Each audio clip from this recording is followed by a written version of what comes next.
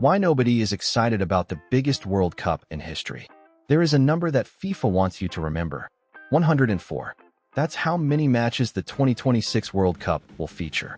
More than any tournament in history. 3 host countries. 48 national teams. 16 more than last time. A final played at MetLife Stadium in New Jersey, with a capacity of over 80,000 seats. By every metric that can be measured, size, reach, revenue, broadcast deals, this is the largest sporting event ever assembled on North American soil. So why does it feel like nobody cares? Search the conversation online, not the official press releases, not FIFA's announcements. The actual conversation, the comment sections, the forums, the football podcasts. What you find isn't excitement. It's a specific kind of exhaustion. The kind that comes not from too little, but from too much. Here's what makes that strange.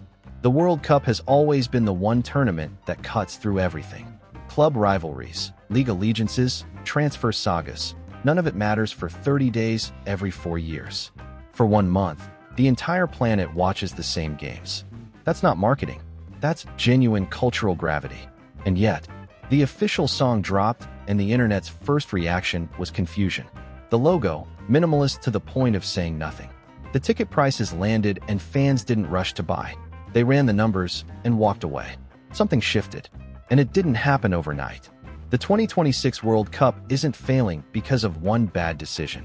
It's the result of a series of very deliberate choices, each one reasonable on its own, each one optimized for a specific outcome. Understanding what that outcome was tells you everything about why the excitement isn't there. Because FIFA didn't break the World Cup. They improved it.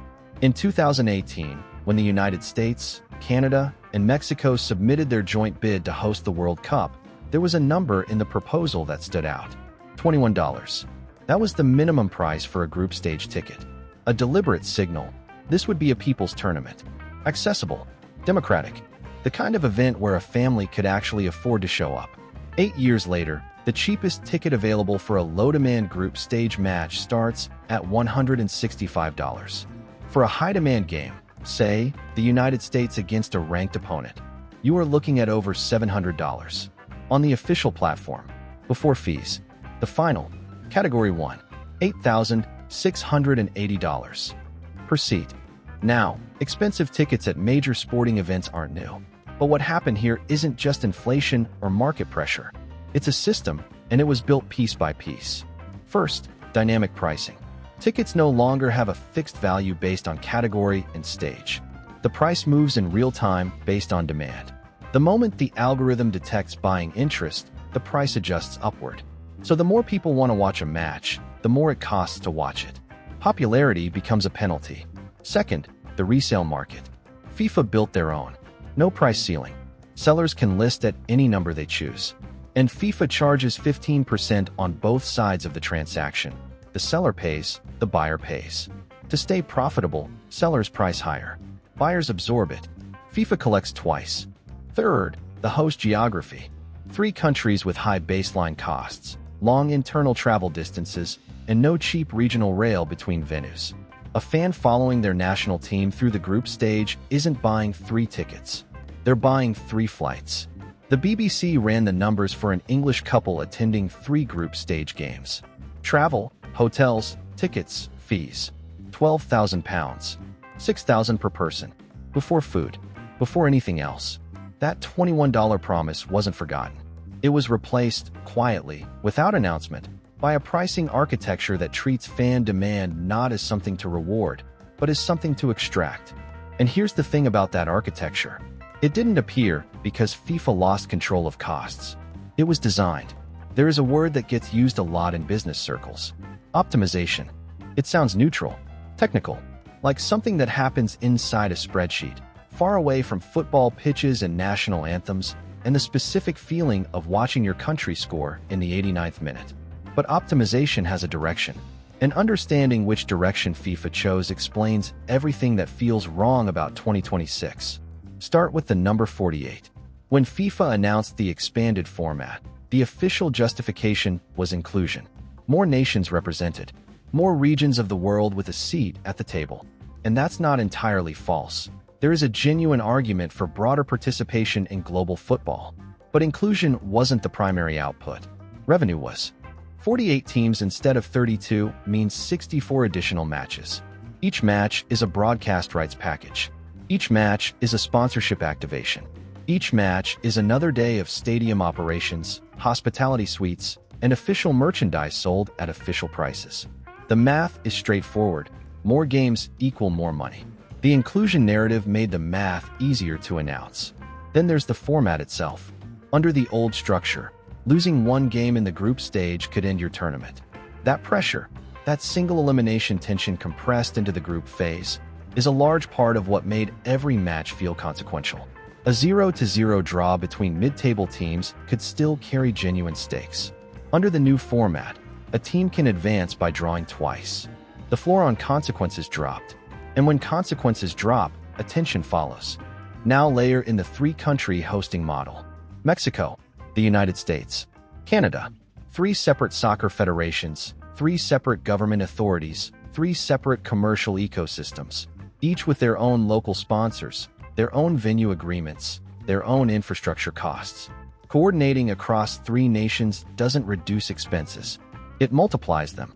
And multiplied expenses flow somewhere. They flowed to ticket prices, to fees, to the resale platform with no ceiling. None of this was accidental. Each decision, expanded teams, new format, multi-country hosting, was a deliberate architectural choice. And each one was optimized for the same output. Not the fan in the stadium. Not the player on the pitch. The rights holder at the table. And here's what makes that significant. FIFA didn't need to break anything to get here. The World Cup was already the most watched sporting event on the planet. The demand existed. The cultural gravity existed. They didn't create value. They extracted it. There is an economic principle that applies to almost everything of value. Scarcity. Not artificial scarcity, the kind manufactured by limited editions and countdown timers. Real scarcity. The kind that exists because something genuinely cannot happen all the time, in all places, for everyone simultaneously. The World Cup was built on real scarcity. Every 4 years, 32 teams, 1 champion. A format so unforgiving that a single bad afternoon could send a nation home. That structure didn't just create drama. It created meaning. The weight of each match came directly from the narrowness of the path. When France lost to Senegal in 2002, it wasn't just an upset. It was an elimination. When South Korea reached the semifinals that same year, it wasn't just a run. It was something that might never happen again. The rarity was the point. Now consider what happens when you widen the path. 48 teams means roughly half the participants in any given tournament will be outmatched on paper before the first whistle. A team can draw twice and advance. The group stage, historically the phase where anything can happen, becomes a sorting mechanism for the inevitable. Fewer upsets, more predictable outcomes. Less of the specific tension that made a 0-0 draw between 2 defensive sides worth watching at 2 in the morning. And the players, the ones who actually produce what everyone came to see. The expanded Champions League added 2 fixtures to the club season. The new Club World Cup consumed the summer window that players used to recover. By the time the 2026 World Cup begins, many of the sport's best players will have played 70-plus matches in 12 months. The physical cost of that schedule is already visible. ACL injuries are rising. Key players are arriving at tournaments carrying fatigue that no training protocol fully addresses. FIFA is asking its most valuable assets to perform at the highest level, after running them into the ground. But the deepest cost isn't physical. It isn't even financial. It's the thing that made the World Cup worth caring about in the first place, and it doesn't appear on any balance sheet. When something happens rarely, it accumulates meaning between occurrences. For years is long enough to forget the disappointments and remember only what mattered. Long enough for a generation of players to emerge that nobody has seen on this stage before. Long enough for the anticipation itself to become part of the experience. Compress that, dilute it, add 40% more teams and 60% more matches and 3 times the logistical friction. And you don't just change the tournament. You change what it means to win it. FIFA will release the revenue figures after 2026. They will be record-breaking. The broadcast numbers will be cited. The sponsorship totals will be announced. And by every metric that FIFA measures, the tournament will have been a success. What won't appear in the report is the thing that's already missing from the conversation. That specific feeling, the one that arrives every 4 years, that makes strangers talk to each other in airports, that turns a group stage match into something you remember for decades. FIFA didn't lose it, they spent it.